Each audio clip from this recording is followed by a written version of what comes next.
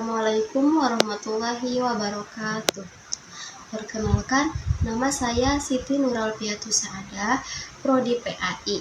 Kelompok 1 akan menjelaskan mata kuliah Hukum Perlindungan Anak dengan judul Hak Anak dalam Perspektif Hukum.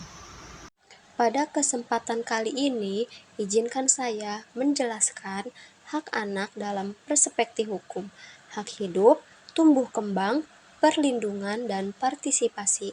Nah, jadi hak anak dalam perspektif hukum ini bertujuan untuk melindungi dan memastikan kesejahteraan anak, serta memberikan mereka kesempatan untuk berkembang dengan baik di setiap aspek kehidupan. Hak-hak ini diatur baik dalam instrumen hukum internasional seperti Konvensi Hak Anak atau kita sebut CRC maupun dalam hukum nasional seperti yang diatur dalam Undang-Undang Perlindungan Anak di Indonesia Nomor 35 Tahun 2014 tentang perlindungan anak. Nah, 4 hak utama yang harus dijamin dalam setiap anak itu hak hidup. Nah, jadi anak memiliki hak yang fundamental untuk hidup dan bertahan hidup. Hak ini tidak hanya berarti anak berhak untuk dilahirkan dan hidup, tetapi juga untuk mendapatkan kesempatan hidup yang layak. Nah, negara wajib memastikan bahwa anak-anak dapat hidup dalam kondisi yang sehat dan berkembang dengan baik. Di Indonesia ini, hak hidup anak dijamin dalam pasal 28B Undang-Undang Dasar tahun 1945 yang menyatakan bahwa setiap anak orang berhak untuk hidup dan mempertahankan hidupnya. Selain itu, dalam Undang-Undang Perlindungan Anak, negara diharapkan memberikan fasilitas dasar yang diperlukan untuk kelangsungan hidup, termasuk akses terhadap air bersih, pangan yang bergizi, serta lingkungan yang aman. Nah, selanjutnya, hak anak untuk tumbuh dan berkembang. Nah, jadi setiap anak berhak untuk tumbuh dan berkembang, baik secara fisik, mental, sosial, maupun emosional. Nah, ini mencakup hak untuk mendapatkan pendidikan yang layak, perawatan kesehatan, dan lingkungan yang mendukung bagi perkembangan anak. Nah, dalam konteks hukum ini, hak ini melibatkan beberapa elemen, antara lain yang pertama pendidikan.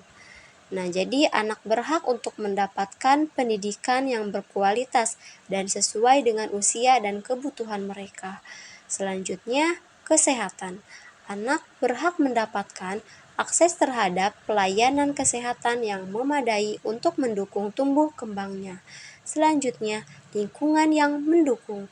Nah, jadi anak harus dibesarkan dalam lingkungan keluarga, masyarakat, dan negara yang dapat mendukung potensi mereka untuk berkembang. Selanjutnya, hak perlindungan. Nah, jadi anak berhak untuk dilindungi dari segala bentuk eksploitasi, kekerasan, penyalahgunaan, diskriminasi, dan perlakuan buruk lainnya. Nah, perlakuan ini mencakup perlindungan fisik, psikologis, sosial, dan hukum. Nah, hak perlindungan ini termasuk hak untuk tidak menjadi korban kekerasan fisik, psikologis, atau seksual, serta hak untuk dilindungi dari eksploitasi ekonomi, termasuk perburuan anak. Selain itu, anak juga berhak dilindungi dari penyalahgunaan narkoba, perdagangan anak, dan segala bentuk diskriminasi yang bisa merugikan mereka. Nah, selanjutnya itu hak partisipasi. Nah, hak anak juga memiliki hak untuk berpartisipasi dalam kehidupan sosial, politik, dan budaya sesuai dengan usia dan kemampuannya. Hak ini mencakup untuk menyatakan pendapat, hak untuk didengar dalam pengambilan keputusan yang menyangkut kehidupan mereka, serta hak untuk mengakses informasi yang relevan dengan kehidupan mereka. Hak partisipasi ini memberikan kesempatan kepada anak untuk berperan aktif dalam kehidupan masyarakat, termasuk dalam keputusan yang mempengaruhi kesejahteraan mereka.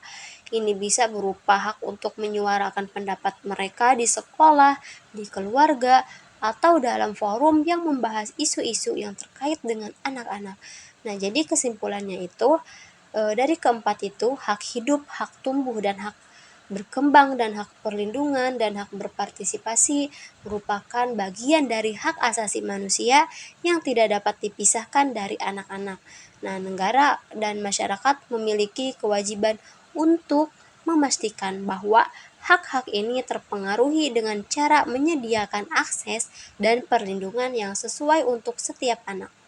Nah, dalam perspektif hukum ini, melindungi dan memenuhi hak anak untuk merupakan tanggung jawab yang tidak hanya dibebankan kepada orang tua atau keluarga, tetapi juga kepada negara, lembaga pendidikan, masyarakat secara keseluruhan.